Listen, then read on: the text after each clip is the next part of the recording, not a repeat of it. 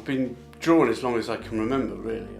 Obviously I was an artist first, then I became a wildlife artist, I became a zoological illustrator, then a wildlife artist, and one thing led to another. It changed my opinions of the way the world was, which made me realise that there was a bigger picture here. It was pointless me just being a wildlife artist, drawing from nature all the time and not putting anything back. I realised I had a duty, it was my duty almost, to put something back into the wild and to do what I could, at least for education purposes, to tell the people about what was going on from a conservation point of view.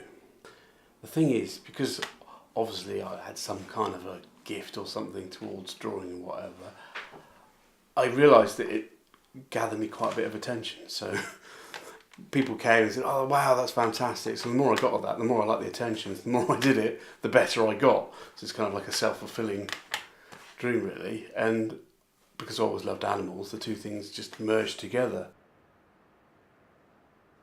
I was kind of so wrapped up in living in my own little world, I didn't realise what was out there. It wasn't until I got to travel to the Far East that I realised that there was so much more on offer to me. It was like opening up Pandora's box in many respects, but it was a baptism of fire with my first real experience of when I stayed working with my father, who was working at the time in the Cambodian refugee camps, the overspill from the Khmer Rouge regime of the killing fields. And seeing that completely opened my eyes to how other people live, and the fact that we live in a little bubble sometimes. And I had my first real chance of getting involved with nature, my first real rainforest experience, which planted the seeds for me of where I am now. I remember just sitting there waiting for the sun to come up, and it was just the most incredible experience as everything came to life around me, all the noises. But what we were there for was to see the chorus of the gibbons as they awoke and started swinging through the trees from a distance. It was just magical.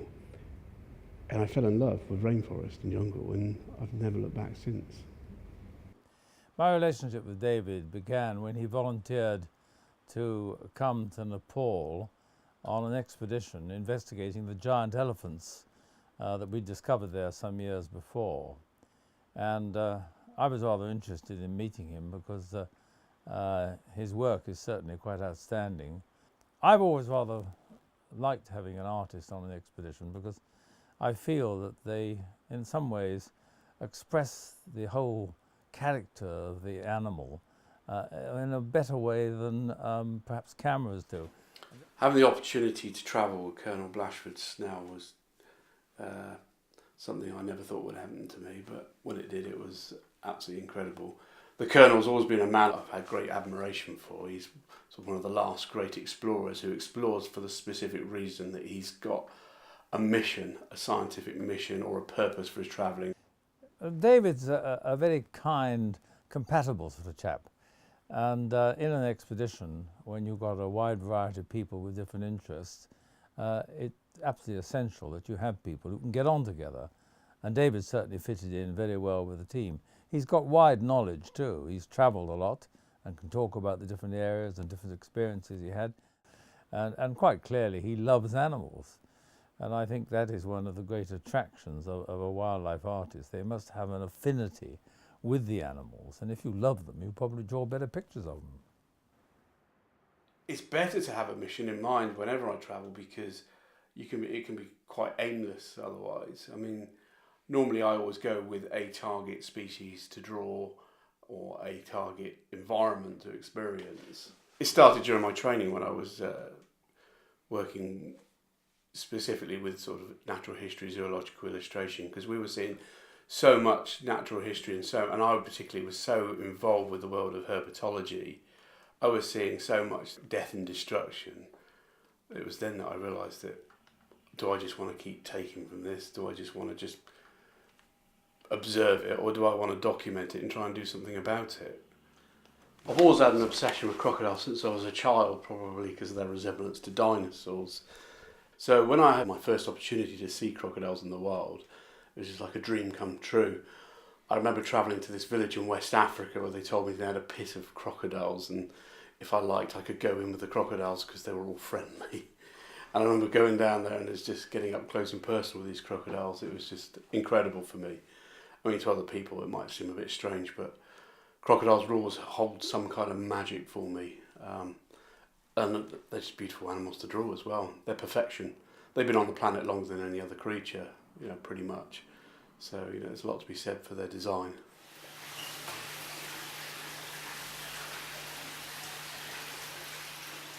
I think it was David's love of reptiles that brought me and him together, with certainly with me and my involvement with crocodiles in the UK. He actually had a project for a client that he was working on, and he wanted to come and draw an alligator. So he came to me and we met, and he bought some of his work. I'd heard of him before. But seeing his work it really made me want to work with him. I got to know about Sean and his crocodiles via my cousin, and I was commissioned at the time to draw a specific picture of a specific species. I rang Sean up and said, could I possibly come up and would you be able to help me out with this? And he bent over backwards for me. So he had this project for an alligator that he wanted to do. So he used one of our female Chinese alligators that we had at the time. David then came and took lots of photos of the animal that he was going to draw, and he then went away and spent the next year. I didn't hear anything from him, and it was about 18 months later before he finally sent me a little thumbnail of the image. He finally finished it. In that time, the alligator had actually died. He turned up here 2 weeks later with a copy of this alligator in a frame, and it almost brought a tear to my eye seeing this image, because it was the crocodile, the alligator that I'd had. She had scars from previous encounters with a different male. She had a scar on her jaw, and he had the detail of this scar just perfectly. You could instantly recognisable of that specific animal. David's going to supply us with copies of that image. The proceeds that we raise from the sales will be donated to the Chinese Alligator Fund, which is the only conservation project that runs for that species. We've combated so many aspects of crocodile conservation just with that one drawing that he spent so long doing. I've been incredibly lucky to be supported by some fantastic individuals over the years who bought my work, and some of the people that collect my work. Without them, there's no way I could do what I do. They've kept me going through through many a hard time and whatever. I think as far as art's concerned, David is very much a perfectionist. There's a lot of difference between wildlife artists who really know their subject and those who just paint or draw wildlife. And I think David's right at the top of his profession. And the reason I think he's there is because he spends so much time actually researching the creature that he wants to draw. I've collected his work sort of continuously over the last few years. His work is as near perfection invariably as you can get. I also love his work because he tends to do quirky animals. He doesn't just do the ones that are always commercially going to sell. You never know at an exhibition what you're going to see. He can have found a creature which no other artist has probably drawn, and yet he's got this superb representation of it. And that I absolutely love, the fact that it's something totally different. I mean, for any artist to have a sponsor or to have a true supporter of their work, it's invaluable, and those people, I can't thank them enough. Art has changed massively, absolutely massively since I started, just even over a period of 20 years. I'm not sure all of it's been for the better. I will always look back at the great masters and be inspired by Rembrandt and Rubens and all of the other people that came before. I mean, you can never get enough from those great artists, but there's always plenty of new artists around as well to take inspiration from, like Gottfried Hellman, the German artist, who's got master of textures and detail. That is almost the focus of my art in many respects. I mean, this is why I like drawing nature and like drawing wildlife so much, is because every single picture is different. Every fur texture is different. There is no one style or technique for fur, whereas you have a very coarse hair on an ape, you have a very soft, dense fur on something like an Amur leopard, because each animal's fur is designed for its own unique environment. So textures, to me, is the key. That's what keeps me inspired and it keeps me interested, it does. You do need drive and you do need motivation, and artists, if you've got a creative leaning, if that's the way your mind works, artists need motivation. It's a labour of love. You've got to love what you do, and you 9 times out of 10 you probably won't be rewarded for that.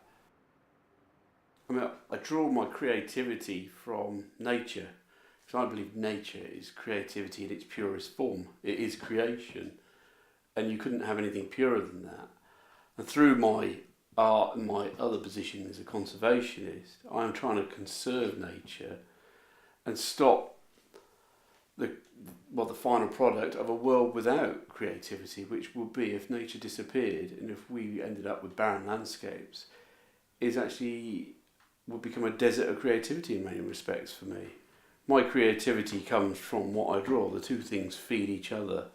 That's what drives me along. I'd like to give some sort of romantic opinion about being an artist and look back and reflect upon it as it was for artists of years gone by, but to be honest with you, I don't think it is anything like that in this day and age, particularly in the world we live in at the moment. It's a tough life being an artist, and it's not for everybody, it isn't. I'm fortunate to do it, and I think as much as I'm blessed with having not really a gift, but the ability to do what I do from a lifetime of doing it, sometimes it can be as much a stone around my neck as it can be a godsend. I prefer to be remembered for making a difference through conservation or through drawing attention to the depletion of the rainforest than any of my pictures would ever do. The art thing, fair enough, yeah, but I'm not as bothered about that.